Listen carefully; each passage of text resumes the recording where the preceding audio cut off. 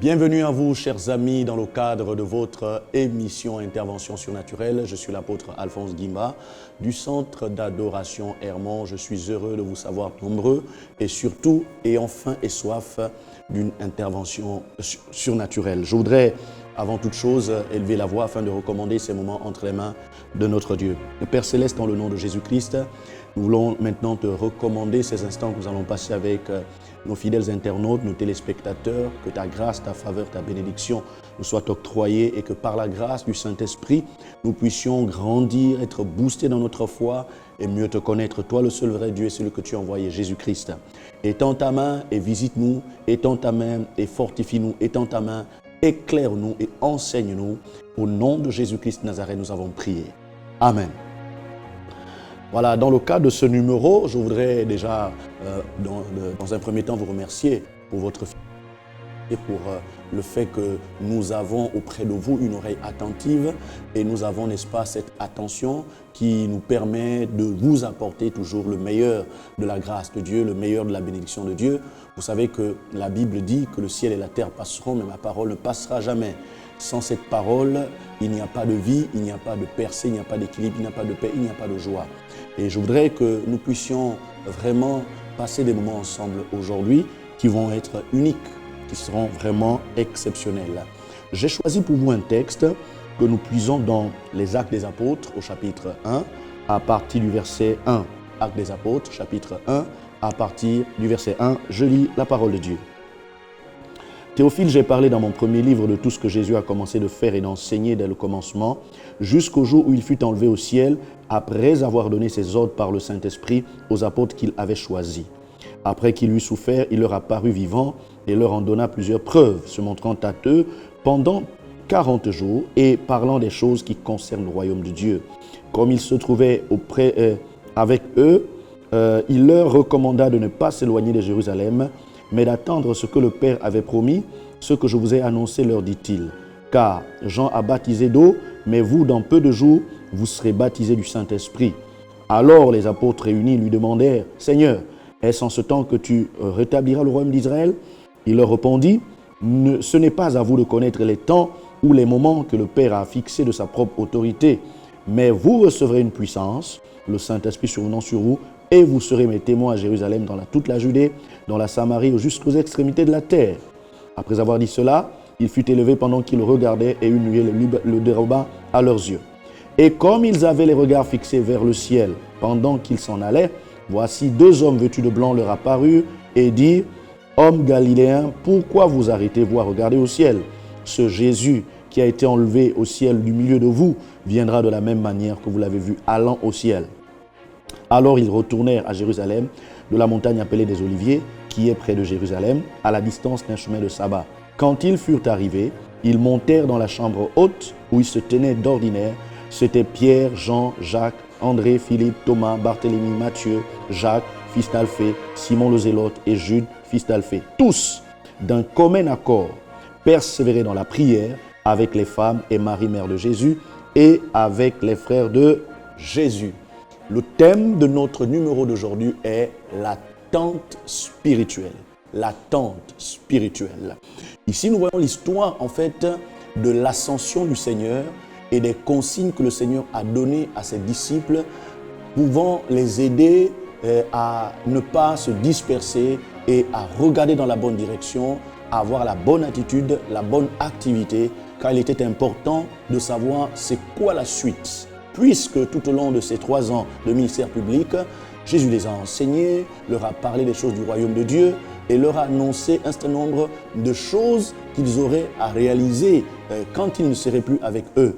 Alors il fallait qu'ils sachent, au moment où il est en train de partir, qu'est-ce qui va se passer, quelle est la prochaine étape, qu'est-ce que Dieu attendait d'eux de manière concrète et précise. Et la Bible dit, au moment où il s'apprête à être enlevé au ciel, Jésus leur annonce, n'est-ce pas, le fait qu'ils doivent attendre à Jérusalem l'accomplissement de la promesse du Père. Ce que je vous ai annoncé, leur dit-il, car Jean a baptisé d'eau, mais vous, dans peu de jours, vous serez baptisés du Saint-Esprit. Et la Bible dit que les apôtres ont posé la question de savoir est-ce que c'est en ce moment-là que tu vas rétablir le royaume d'Israël? Il leur a dit, c'est pas à vous de connaître les temps que le Père a fixé de sa propre autorité, mais vous recevrez une puissance quand le Saint-Esprit descendra sur vous et vous serez mes témoins. Chers amis, nous sommes là donc devant un défi, devant une saison palpitante, devant un temps extrêmement important, très excitant. C'est le temps qui nous sépare de l'accomplissement de cette grande et glorieuse promesse qu'est la Pentecôte. La Pentecôte qui est donc la fête qui commémore l'effusion et la descente du Saint-Esprit sur l'Église.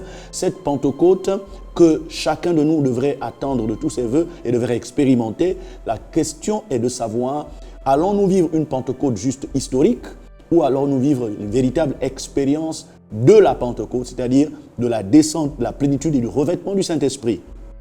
Jésus nous apprend que avant de témoigner, avant de prêcher, avant d'enseigner, avant d'aller guérir des malades, chasser les démons, aider les pauvres, soutenir les veuves, les orphelins, aller, n'est-ce pas, faire des aumônes à gauche, à droite, il était important que nous puissions faire l'expérience de la bénédiction du Saint-Esprit, l'expérience de la plénitude du baptême du Saint-Esprit, l'expérience de l'effusion du Saint-Esprit. Or, il fallait qu'ils sachent comment procéder. C'est vrai que le Père a promis, c'est vrai que Jésus a confirmé la promesse, mais comment cela se passera-t-il? Et c'est là que nous parlons de l'attente spirituelle. Bien-aimés dans le Seigneur, chers amis, ils sont nombreux à qui Dieu a fait des promesses liées à une élévation, une nomination, une promotion, une visitation financière exceptionnelle, une bénédiction dans le ministère, dans le fonctionnement de votre foyer, peut-être de votre entreprise ou de votre activité commerciale, je ne sais pas. Toujours est-il que Dieu vous a fait des promesses. Et ces promesses sont tellement glorieuses et merveilleuses qu'elles vous ont emballé un temps soit peu. Vous étiez content, vous étiez joyeux, vous vous êtes dit, oh mon Dieu, gloire soit rendue à Dieu parce que Dieu a pensé à moi, il va faire de si grandes choses. Merci Seigneur. Mais la question est de savoir entre ce que Dieu a promis et aujourd'hui, quelle devrait être mon attitude? Qu'est-ce que Dieu attend de moi?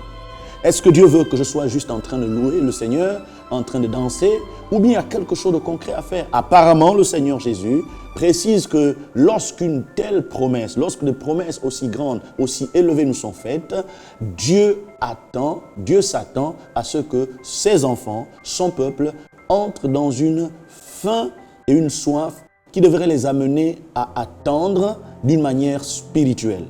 Qu'est-ce que c'est que l'attente spirituelle? L'attente spirituelle, c'est d'abord le fait d'avoir de manière claire une fixation de ce que Dieu a promis. Qu'est-ce que Dieu t'a promis?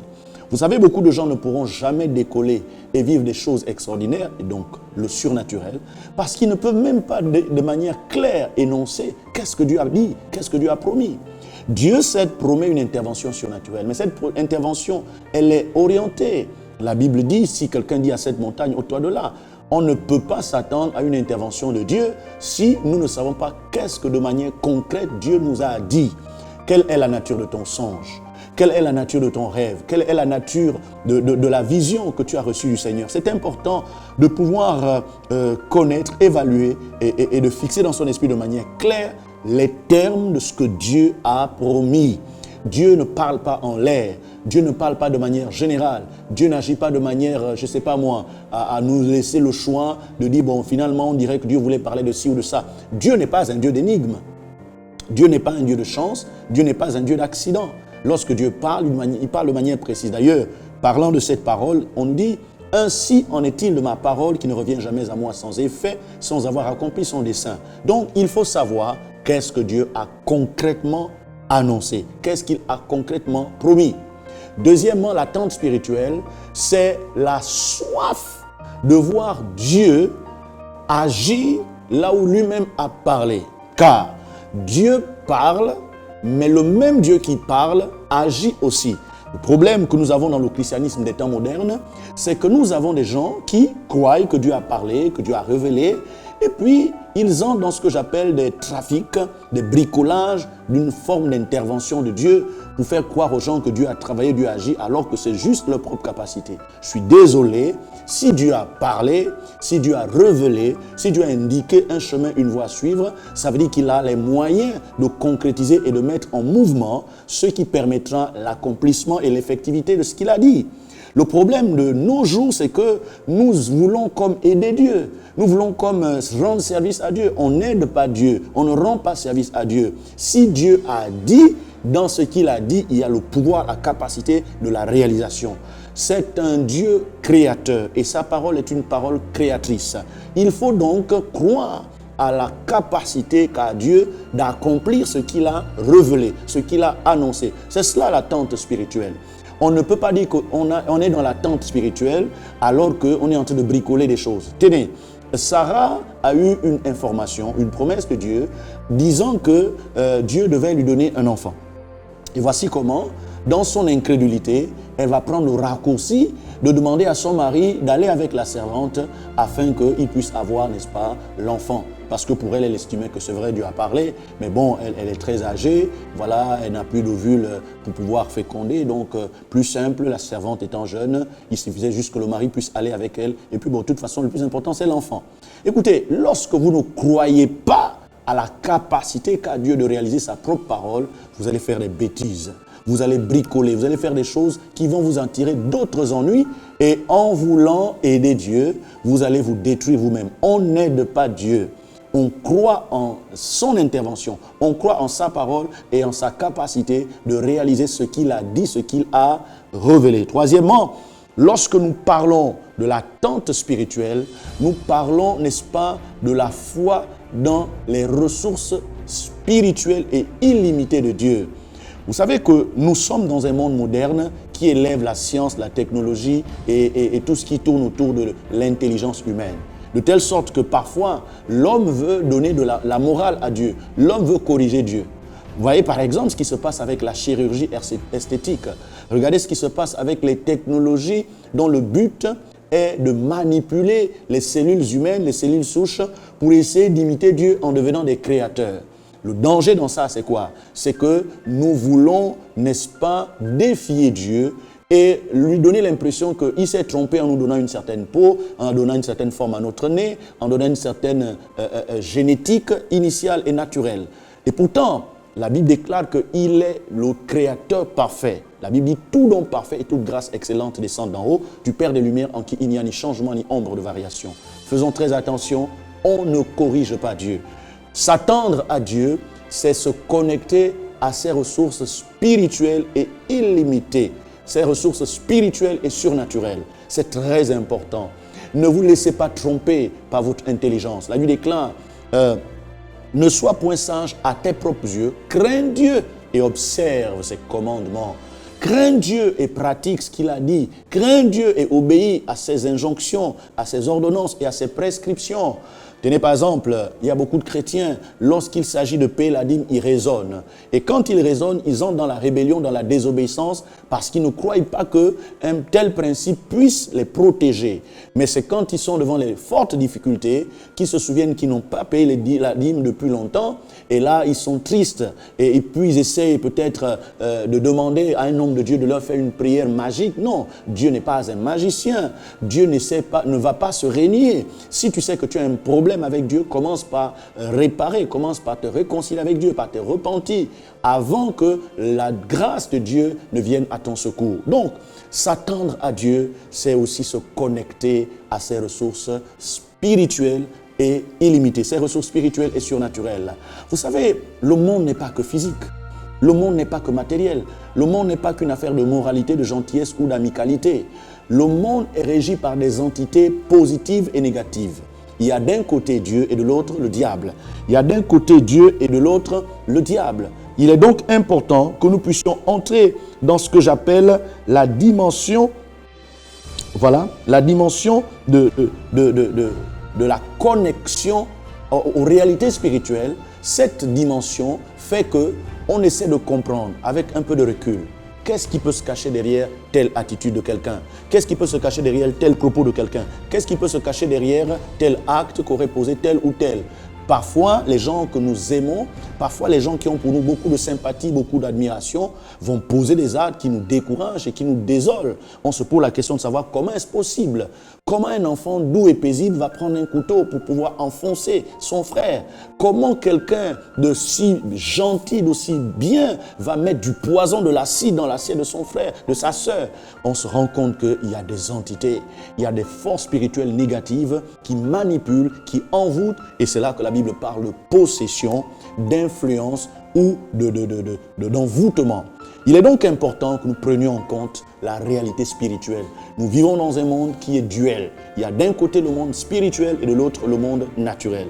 D'un côté le monde visible et de l'autre le monde invisible. Il y a d'un côté Dieu et de l'autre côté le diable. Il y a d'un côté les démons et de l'autre côté les anges. Il y a d'un côté l'esprit du mal et de l'autre le Saint-Esprit. Écoutez-moi bien. Parlant de la Pentecôte que nous sommes en train presque de célébrer dans quelques jours, j'aimerais dire à quelqu'un, Dieu veut réaliser la promesse de la descente du Saint-Esprit. N'oubliez pas que lorsque l'apôtre Pierre a prié, ou plutôt a prêché, pour expliquer les flammes de feu, les prophéties et le don des langues que les gens étaient en train de voir en direct, il va dire entre autres, ne soyez pas étonnés de ce qui se passe, car c'est ici l'accomplissement de ce que le prophète Joël a dit. Il a dit, dans les derniers jours, dit Dieu, je répandrai mon esprit sur toute chair. Vos fils et vos filles prophétiseront, vos jeunes gens auront des visions et vos vieillards auront des songes. Sur les serviteurs et sur les servantes, je répandrai mon esprit et ils prophétiseront. Il y aura du sang, du feu et de la fumée et une vapeur de fumée. Il y aura des miracles en bas sur la terre et des signes en haut dans le ciel. Écoutez-moi bien, c'est là que la Bible dit, alors quiconque invoquera le nom du Seigneur, il sera comment? Sauvé. Pourquoi? Parce que, quelque part, ce qui se passait n'était pas un hasard. Ce qui se passait n'était pas un concours hasardeux de circonstances. C'était bel et bien un agenda divin qui était en train de s'exécuter. C'était le programme de Dieu qui, à cette date précise, était en train de passer à une étape annoncée à l'avance. J'aimerais dire à quelqu'un, il y a une prophétie qui plane autour de ta vie. Il y a une prophétie qui plane autour de tes affaires. Il y a une prophétie qui plane au-dessus de ta tête. Et malheureusement, tu risques de passer à côté. Tu risques de t'en priver parce que tu ne cherches pas à sonder les Écritures pour savoir quelle est la prophétie qui est liée à ta vie, qui est attachée à ta destinée, qui est attachée à ton existence. Je ne sais pas. Parfois, on est là, je ne me marie pas, je ne travaille pas, je n'ai pas d'argent, je suis tout le temps malade. On ne se laisse pas ressaisir et s'asseoir pour se dire, enfin, dans tout ça là, qu'est-ce que Dieu dit? Quel est le plan de Dieu pour ma vie? Qu'est-ce que Dieu attend de moi? Écoutez-moi bien, la prophétie des prophéties, c'est la parole de Dieu. De Genèse 1 à Apocalypse 22, vous avez ce qu'on appelle la parole écrite. La révélation écrite, la prophétie des prophéties. La Bible, c'est la plus grande prophétie. Dès que vous commencez à trouver du temps, à vous asseoir, à lire, méditer, sonder et réfléchir dans un esprit de prière sur ce que dit la Bible, vous allez commencer à découvrir la prophétie. Et quand cette prophétie est découverte, assimilée et maîtrisée, elle va déclencher en vous le désir que ce que Dieu a dit s'accomplisse. Parfois, nous condamnons les gens. Parfois, nous devenons des inquisiteurs et des censeurs, des procureurs pour les gens autour de nous parce que tout simplement, nous ne savons pas ce que dit la Bible. Nous ne considérons pas ce que dit la prophétie.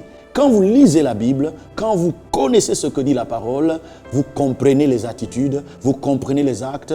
Tenez, par exemple, Judas, lorsqu'il décide de livrer le Seigneur Jésus n'a jamais haï Judas. Le Seigneur Jésus n'a jamais insulté Judas. Le Seigneur Jésus n'a même pas chassé Judas de son équipe parce qu'il savait que c'était écrit. Quand vous êtes assis sur l'écriture, vous n'êtes plus dérangé par certaines choses. Mais au contraire, vous avez une attitude qui vous donne la paix et la stabilité. Même si selon les hommes, ça fait mal. Le plus important, ce n'est pas la douleur de maintenant. Ce qui est important, c'est l'accomplissement littéral de la prophétie. Parce que dans cette prophétie, il n'y avait pas le fait que Judas puisse livrer Jésus. Il y avait le miracle de la crucifixion et de la résurrection, sans lesquels vous et moi, nous ne serions pas sauvés.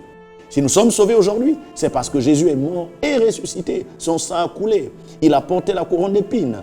Voilà, on lui a percé le côté, on lui a percé les mains, on lui a mis une couronne d'épines sur la tête, on lui a fait boire du vinaigre à la place de l'eau, on lui a fait porter des habits d'humiliation, on a mis un écriteau, il a dit qu'il est le roi des Juifs, une façon de se moquer de lui. Quelqu'un a même osé lui dire, mais si toi tu dis que tu es le Fils de Dieu, sauve-toi et sauve-nous.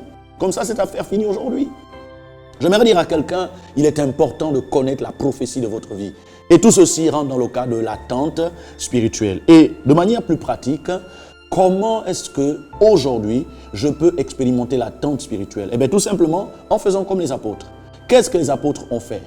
Dès que Jésus a fini de parler, pendant qu'ils étaient en train de regarder l'ascension, 2 anges apparaissent et leur rappellent que le Jésus que vous êtes en train de voir, en train de monter là, c'est de la même manière que vous allez le voir descendre. Comme pour dire, il vous a promis quelque chose, non?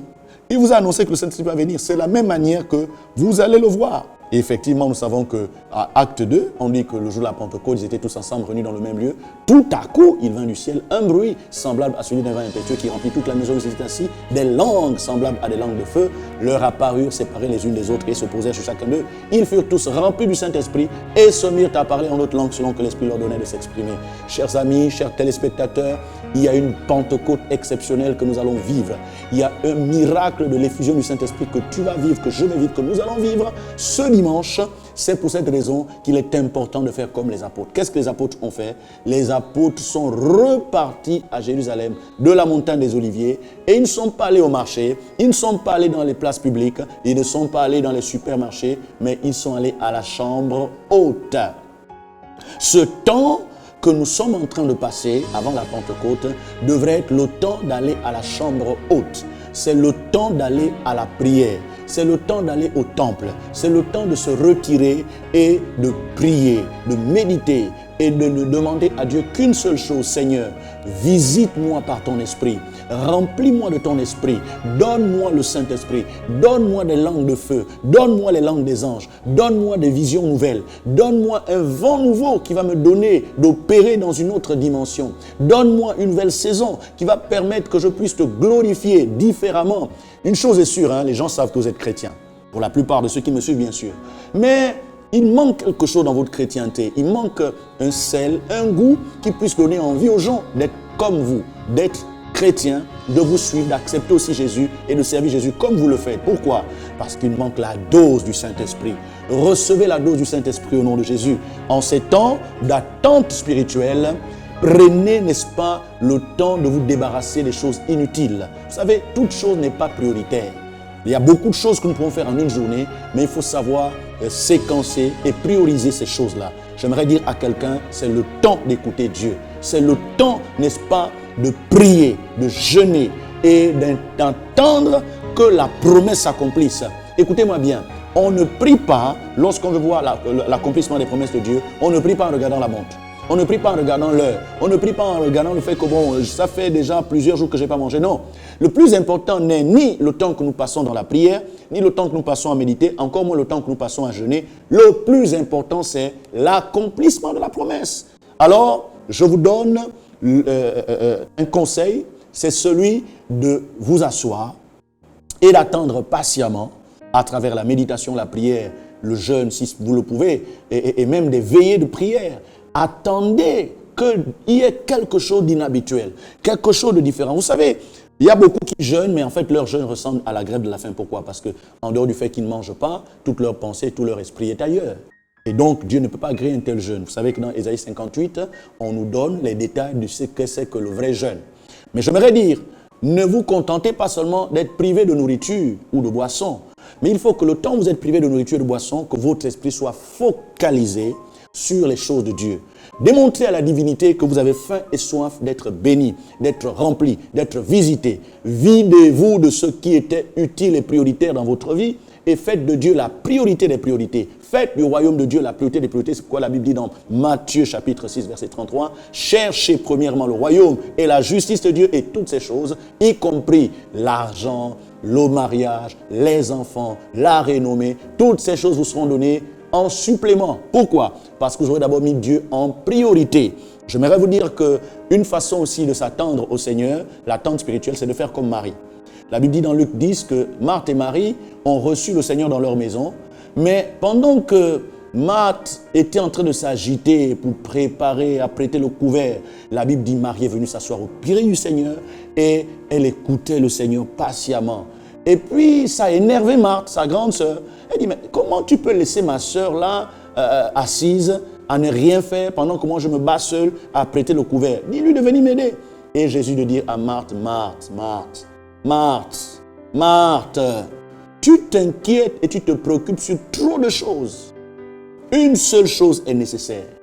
Ta sœur Marie a choisi la bonne part. Et cette part-là, personne ne pourra la lui enlever. Vous savez, c'est souvent en temps de persécution, en temps de crise, qu'on apprécie la valeur des temps qu'on a passés dans la présence de Dieu, la méditation. Souvent avant, on a comme l'impression que c'est inutile. Alors je vous donne un conseil. En ce temps qui nous sépare du dimanche, la Pentecôte, prenez du temps. Passez du temps dans la présence de Dieu. Venez à l'église, priez. N'attendez pas qu'on décrète un jeûne ou bien un culte. Passez du temps. Faites comme Siméon, faites comme Anne. Venez au temple, cherchez la face de Dieu. Souvenez-vous des promesses. Vous savez, l'une des promesses qui peut vous encourager à entrer dans l'attente spirituelle, pour ceux qui sont en Afrique, sachez que le dernier et plus grand réveil avant le retour du Seigneur, il viendra de l'Afrique. Mais il ne viendra pas de l'Afrique juste parce que c'est une incantation. Non, il viendra de l'Afrique parce que toi qui es en Afrique, tu vas avoir une consécration différente de celle des autres qui sont dans les autres continents. Parce que les autres, ils prient, les autres, ils jeûnent. Mais si toi, Africain, tu passes le temps à dire, oui, Dieu a dit, le réveil viendra d'ici, ce sera une incantation, un rêve qui ne s'accomplira jamais. J'espère vous avoir aidé en quelques mots à, n'est-ce pas, expérimenter, à comprendre et expérimenter l'attente spirituelle. Je suis l'apôtre Alphonse Guimba du Centre d'adoration Hermon. Vous pouvez rentrer en contact avec nous en nous appelant au plus 241 62 86 46 68 ou au plus 241 74 80 85 85. Pour ceux qui veulent faire un dépôt RTL Monnaie pour nous soutenir, soit par des dons ou autres, faites-le au 074 80 85 85. C'est le dépôt mobile de la maison RTL. Donc, à partir de ce numéro, vous pouvez, n'est-ce pas, soutenir l'émission Intervention surnaturelle. J'ai été heureux d'être avec vous. Merci infiniment pour votre attention. Que Dieu vous bénisse et à la prochaine pour un autre numéro.